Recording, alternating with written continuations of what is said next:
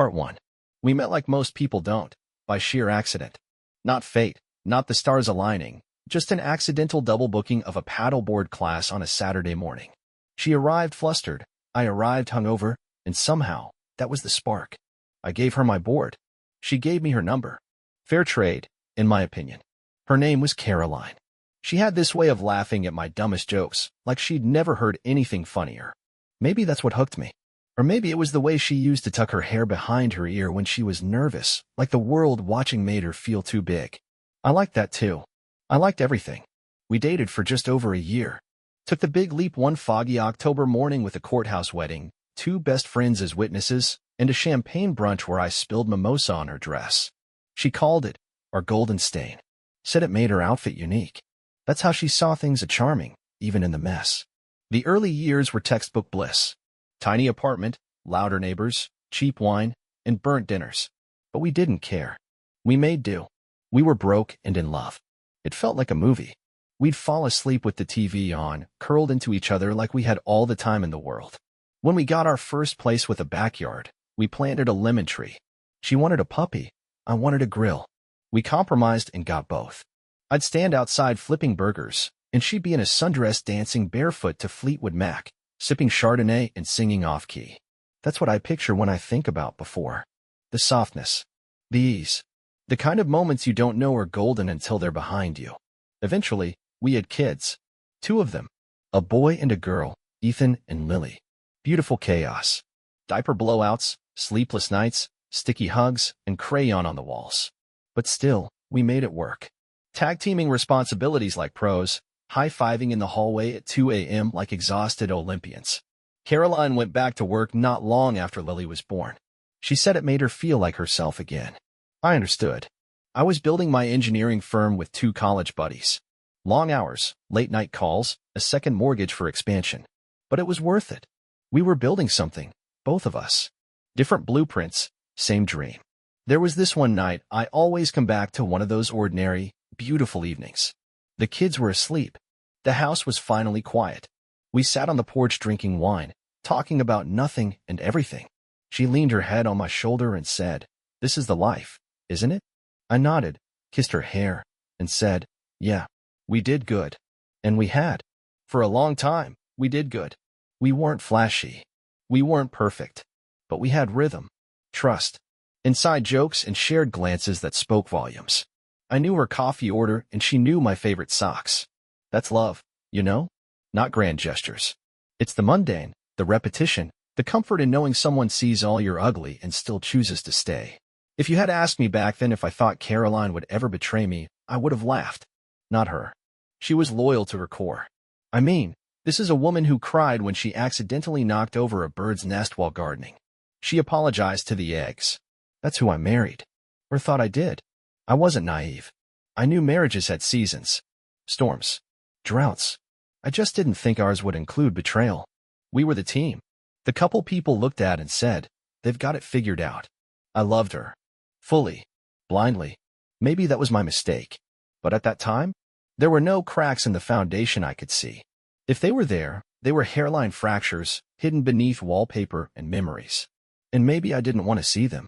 Maybe I needed to believe in something. Someone. Her. Because the truth is, when you've built a life with someone, brick by brick, night by night, it's hard to imagine they could ever be the wrecking ball. And yet, wrecking balls never ask for permission. Part 2. It started small, like most endings do. I came home late one Tuesday and asked Caroline if she wanted to watch a movie. Nothing fancy, just one of our old favorites. She glanced up from her phone, barely looked at me, and muttered, "I'm tired." No kiss, no smile, no maybe tomorrow. Just tired. I told myself not to take it personally. Everyone has off days. But those days kept piling up. A week later, I offered to cook dinner. She used to love my pasta nights, red wine, bad music, candle in the middle of the table like we were pretending to be somewhere fancier than our kitchen. She looked at me and said, "I already ate." I checked the time. It was barely 5:15. "Oh," I said. "With who?" She shrugged. "Coworkers. We had a meeting that ran late." Grabbed sushi. No invitation. No leftovers. Just silence. I wanted to believe it was stress. Work. Fatigue. Motherhood. Anything but what my gut was whispering. Still, I noticed more things. The way her phone never left her side, not even to pee. The way she turned the screen down every time it lit up. She changed her passcode. Not a huge deal, maybe. But it was the first time in 8 years I didn't know how to unlock her phone. Then came the lipstick. Caroline never wore lipstick to work. She said it made her feel overdone. Chapped lips and coffee mugs don't mix, she'd joke. But now, a bright red stain appeared on every travel cup we owned. She left the house looking like she was heading to a gala instead of a staff meeting. I asked her about it. Trying something new? She said with a shrug. Is that okay with you? Like it was a challenge. Like I was the controlling one for noticing she'd become a stranger. Another night, we were arguing. Something dumb, like the thermostat. She snapped. I don't owe you intimacy, you know? Just because we're married doesn't mean I owe you anything. Her tone was cold, almost rehearsed. She looked me dead in the eye and said it like a line she'd practiced in the mirror. I remember standing there, blinking. What does that even mean? I asked, trying to laugh it off. But she didn't flinch. It means exactly what it sounds like. And just like that, I felt something shift. A weight dropped into my chest and refused to move. That night, I laid awake, staring at the ceiling, wondering how we got here, from porch wine and soft kisses to transactional conversations and cold shoulders. In the mornings, we moved around each other like co-workers who shared a cubicle. The kids became the only bridge between us. We coordinated schedules, traded pickups and drop-offs, but the warmth was gone. She used to hug me from behind while I made coffee. Now, she barely said good morning. One Saturday, I saw her in the backyard talking on the phone, laughing, her head tilted just slightly, that signature Caroline flirt move. I hadn't seen it in months. Not directed at me, anyway. She hung up fast when I stepped outside. Said it was her sister. Caroline hated talking on the phone with her sister. They always texted. The lie was clumsy. That's what got me. She wasn't even trying anymore. I didn't confront her that night. I didn't shout or demand answers. I just paid attention. She started staying late at work more often. New project. Big deadline. I offered to help with the kids. She didn't thank me. She just said, well, someone has to do it. And that was that. Then came the birth control pills. That's when my heart dropped. I'd had a vasectomy 2 years ago. We'd agreed 2 kids was enough. Caroline hated taking pills. She celebrated the day she stopped. Called it freedom. So why were they back? I found the blister pack tucked behind the tampons. Tuesday's pill was missing. It was Wednesday. That's when the whispers stopped being whispers. I didn't say anything. Not yet. I needed more than a feeling. I needed the truth, ugly and undeniable. I needed it so loud, even she couldn't deny it. I started planning. Quietly. I ordered DNA tests for the kids. Not because I doubted them, but because once you find yourself standing on shaky ground, you start testing every floorboard. I installed cameras in the common areas. Nothing hidden in the bedrooms. I still had some dignity. But I placed a tiny one in the kitchen, the hallway, the front door. Then I cloned her phone. I knew the tech. I understood the risk. But I needed to see if my instincts were lying to me, or if the woman I'd built my life with was doing the same thing. The more I paid attention, the more distant she became. She still smiled, sometimes, but not at me. She talked more softly on the phone, left the room more often, came to bed smelling like cologne that wasn't mine. I wasn't heartbroken. Not yet. I was preparing for war. Part 3. The footage didn't lie. That's the thing about cameras. They don't blink, don't forget, don't sugarcoat. Just cold, hard truth in pixels and timestamps. It was a Thursday afternoon when I got the notification, motion detected at the front door. I wasn't expecting a package. I opened the app, already half expecting to see Caroline fumbling with groceries, or maybe the kids coming home early from school. Instead, I saw him. Tall, confident, smiling like he owned the place. He walked in like it was his. No knocking, no hesitation. My hands went cold. I knew that walk, that comfort, that familiarity. This wasn't new. I watched in silence as Caroline greeted him in the hallway. No words, just a kiss. Not a friendly one. The kind of kiss you give someone you've missed. Someone you're used to touching. He was in our house for exactly 1 hour and 32 minutes. When he left, Caroline was glowing. She floated through the living room like she was walking on air. I'd seen that look before. On our honeymoon, I sat at my desk staring at the paused video. My name on the lease, my photos on the wall, my children's artwork on the fridge. And this man, this stranger, had just waltzed through it like I was a ghost. I didn't rage. Not yet. I didn't flip the desk or punch the wall. I just saved the footage and backed it up 6 times.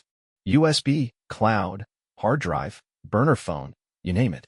If this ship was sinking, I was documenting every nail that came loose on the way down. That night, I was calm. Too calm. Caroline came home humming. Said traffic was bad. I nodded. Asked her if she wanted wine. She said sure, why'd if we had it. We sat in silence at the kitchen table like we hadn't just crossed the point of no return. I asked about work. She lied. I asked about her day. She lied again. She was good at it now. Smooth. Effortless. I wasn't hurt anymore. I was studying her.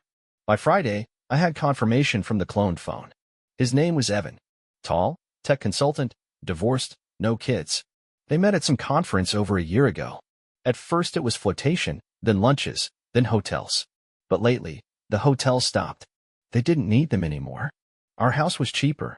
The texts were the hardest part. Not because they were graphic, though they were, but because of the way she talked about me. He's just too dull, predictable. He's so careful with everything. I miss being surprised. Or the classic. I think he knows, but he'll never say anything. He's too proud. Or too weak. Too proud? Too weak? No, sweetheart. Just patient. She told Evan she was staying for the kids. That she needed time to transition. Said she'd start looking for apartments soon. Said I was a good dad, but not enough of a man. And that? That was the nail in the coffin. Saturday came. I took the kids out early, brunch, a park, the whole bit. Gave Caroline space, like I always had. She said she had errands. I knew better. I left one of the micro cameras running in the living room. He came back. They used our couch this time. I saw it all. That night, I didn't sleep. I laid in the guest room, staring at the ceiling, listening to the faint hum of our dishwasher. Same cycle I programmed years ago. Same home I had poured my life into. The next morning, I made pancakes. Let the kids drown them in syrup. Caroline was hungover or love-drunk. I couldn't tell. She barely touched hers. Said she felt off. I smiled. Must be something you ate. Then came Monday. I picked her up from work, something I hadn't done in months. She was startled but played it cool. Said she'd been meaning to ask me to do that more often. Said she missed our little rides. I told her I had a surprise. She perked up. Oh. I nodded. Yeah. Something I think you'll find. Unforgettable. I took her to a quiet parking lot. No cameras. No people. Just us. I handed her a tablet. What's this? She asked. Just press play. She did. It started with the hallway kiss. Then the texts. Then the couch. Then the final scene, her whispering I love you to Evan while lying under our wedding photo. Her hand shook. The screen slipped from her fingers and clattered on the dash. She looked at me, pale, blinking. I didn't scream. I didn't cry. I just stared. You knew, she whispered. For a while, I said. She looked down. So, what happens now? I smiled, not kindly. Now? Now you get out. Jack. No. You don't get to say my name like that. Not anymore. I was confused. No, you were careless. Arrogant. You thought I was asleep while you burned the house down. She started crying. I didn't move. Let her sob. Let her feel the echo of what she broke. I didn't mean to. Yes, you did. I opened the door. Go inside. Pack your things. You have 1 hour. She hesitated. What about the kids? I looked her dead in the eye. They'll be fine. They have one parent who still knows what love actually looks like. Part 4. Revenge isn't always about fury. Sometimes it's just math. Quiet, meticulous, merciless math. Caroline moved out 2 days after the confrontation. She packed her bags in near silence, avoiding eye contact, stuffing her lies into luggage we once used for anniversary trips. The kids were told it was a trial separation, that mom needed space. I didn't correct the script, not yet. Let her carry the weight of the charade a little longer. The house? It stayed mine. We were both on the title, sure, but I had the leverage. See, Caroline had no idea I'd been tracking more than her affair. I was tracking spending too. The credit card linked to our shared account showed charges for hotels I'd never stayed in, restaurants I'd never dined at, and a couple of boutique stores where she apparently bought lingerie she never wore for me. The best part? She'd used our business card more than once. Our accountant, a detail-oriented savant named Ray, flagged those charges the same week I discovered Evan's smug face on our door camera. Ray asked if I'd approved the expenses. I smiled and told him to keep the receipts. All of them. While Caroline was busy whispering sweet nothings to her tech consultant's side piece, I was gathering digital breadcrumbs. I had screenshots of messages, email printouts, bank statements, camera footage, and even GPS logs showing every detour she made after late work nights. But I wasn't interested in petty revenge. I didn't want to key her car or trash her clothes. No, I wanted impact. Precision. A chess move she wouldn't see coming. First move. The kids. I filed for temporary sole custody, citing infidelity, abandonment, and exposure to questionable situations within our shared home. My lawyer, bless her shark-like instincts, advised we strike before Caroline had time to regroup. We served her the papers at her temporary rental. According to the process server, she cried. I didn't. Second move. The firm. Caroline had always taken a passive interest in my engineering business. She loved seeing our company at social events but never showed up to a single board meeting. I co-founded it with 2 college friends, but I held the largest share. When things started going south at home, I updated my estate documents, quietly buying out a clause that allowed for transfer of equity during divorce. Caroline wouldn't see a dime of my company. I made sure of it. Third move, Evan. Now, I'll admit, this was personal. Not because he stole my wife, she gave herself away for free, but because he pranced into my life like he deserved it. Like he belonged in my house. So I paid a visit to his ex-wife. Naomi was her name. Sweet woman. Sharp, too. She had no idea Evan had been seeing someone seriously. She certainly didn't know her daughter had been around another woman's kids. Turns out Evan had lied to both of us. I handed her a folder. No pressure, I told her, but if you ever want to file for full custody, you'll want to read page 3. Naomi and I kept in touch after that. Not in a romantic way, just 2 betrayed people sharing intel over coffee. She gave me access to Evan's social media under a burner account. I, in turn, gave her copies of the video clips I'd saved. She said thank you. I said, make him sweat. Fourth move, the career checkmate. Caroline worked in HR for a mid-sized marketing firm. Public image mattered. Discretion was part of the job. You'd think someone in her position would be more careful. But no. She had used her work email for everything, including a particularly colorful message to Evan that involved her fantasizing about things that would make an HR seminar implode. I didn't leak it. I just made sure it got forwarded to the company's anonymous tip line. I don't know what happened exactly, but she was let go a week later, according to what she told the kids. Corporate restructuring. Right. Funny how restructuring only seems to happen to the ones who forget their passwords. I wasn't vindictive. I didn't gloat. I just lived. I kept the house. The firm kept growing. I got full custody, at least temporarily, and the kids adjusted faster than I expected.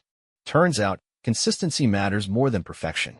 Pancakes every Saturday, bedtime stories without fail, and zero whispering behind closed doors. I let Caroline see the kids, of course. I never wanted to be that guy. But I didn't make it easy. Court-ordered schedules, supervised transitions, no overnight visits until further notice. She hated it. Said I was punishing her. I wasn't. I was protecting them. The cherry on top? Caroline came back around 3 months later. Hair darker. Eyes tired. She asked if we could talk. I let her say her piece. She apologized. Cried. Said she missed the life we built. Said she made a mistake. I listened. I nodded. Then I handed her a sealed envelope. Inside was a custody modification form and a financial worksheet with her obligations listed neatly. She looked at me like I'd slapped her. This is your chance to do the right thing, I said. No more lies. No more Evan. Just co-parent and move on. She left without signing. I didn't chase her. She came back 2 days later with her signature at the bottom. Game. Set. Match. Part 5. Freedom doesn't show up with fireworks and confetti. It creeps in quiet, slow, and steady, like the first deep breath after being underwater too long. I remember the morning it hit me. I was standing barefoot on the back patio, coffee in hand, wearing the same robe I used to wear when Caroline called me babe. The air was cool, sky gray, and the only sound was the faint hum of the neighborhood waking up. But the quiet wasn't hollow anymore. It was peace. Real, earned, unsentimental peace. It had been 9 months since the divorce was finalized. She moved 3 counties over, rented a 2-bedroom apartment she could barely afford, and got some mid-level admin job that didn't require too many ethical standards. Evan? Last I heard, Naomi dragged him through a custody case that stripped him down to weekends and supervised visits. Can't say I shed a tear. As for me, I rebuilt. Not just the house, though I did repaint the bedroom, replace the mattress, and throw out every mug she'd ever bought. No, I rebuilt me. The version of me that existed before I twisted myself into a husband she didn't even want. I started lifting again. Hit the gym 5 days a week. Got a new wardrobe. Traded the safe car for a classic pickup with a growl and no Bluetooth. Replaced wine nights with bourbon. Replaced fake affection with silence that didn't ache anymore. I even started grilling again, something she always complained made her hair smell like smoke. Well, guess what? I love the smell of hickory in the air. I fired up that grill every Sunday like it was a ritual. Steaks. Ribs. Burgers big enough to offend a cardiologist. The kids? They loved it. It became our thing. We laughed again. Not the forced family sitcom kind, but real, belly-deep laughter. My daughter told me she liked this version of me more. You smile now, Dad, she said one night while helping me set the table. You didn't used to. That one cut deep, but in a good way. The hard truth is, I had let myself disappear. And Caroline? She didn't kill me. She woke me the hell up. See, betrayal doesn't just destroy, it clarifies. It makes you see who people really are. Who you really are. It takes the filtered photos and curated family dinners and rips the facade clean off. She thought she broke me. Thought I'd be too proud to fight back or too soft to burn it down. She underestimated me. They always do, men like me. The quiet ones. The patient ones. The ones who don't scream when hurt. We endure. And then we rebuild with fire. I started dating again. Nothing serious at first. Just casual coffee, conversation, some dinners that didn't end in an argument over Wi-Fi bills or where the wine glasses were stored. I learned how to talk again. To flirt. To listen without waiting for the jab. I met someone. Not a rebound. Not a fix. Just someone real. Her name's Dana. Divorced too. 2 kids. Works in IT, hates drama, prefers hiking over shopping, and once told me, if you ever lie to me, I'll break your jaw. I like that. Honesty with teeth. She met the kids, eventually. Took her time. Never forced it. They warmed up to her because she didn't try to be anyone she wasn't. She never asked about Caroline. Didn't need to. I think she saw the wreckage behind my eyes and chose not to pick at the debris. Dana's not a replacement. She's a reminder that I wasn't the broken one. That I'm still worth being chosen. Not tolerated. Not endured. Chosen. But even with her in my life, I'm not naive. I don't wear rose-colored glasses anymore. I see the red flags coming a mile away. I don't ignore my gut. And I don't let anyone walk into my world without earning the right to stay there. Caroline tried to reconnect once. It was a text. Just one sentence. Do you ever miss what we had? I stared at it for a long time. Then I typed back, no. And blocked the number. Because what we had was a lie wrapped in routine. A performance. And I'm done performing. My therapist once asked me, if you could go back, would you do it all again? I thought about it. The years. The kids. The love I thought was real. I said, yeah. But next time, I'd leave the first time she lied. Now, I live by a simple rule. If someone shows you they're capable of betrayal once, believe them. People don't accidentally cheat. They just get bold enough to do what they always thought about doing. I'm not bitter. I'm awake. So here I am, 44, scarred, healed, and not a damn bit sorry for who I became. I smile when I want. I love who deserves it. And I sleep well at night knowing that no one controls my story but me. Because I lost a wife, but I found a spine. And that, my friend, is the best deal I've ever made.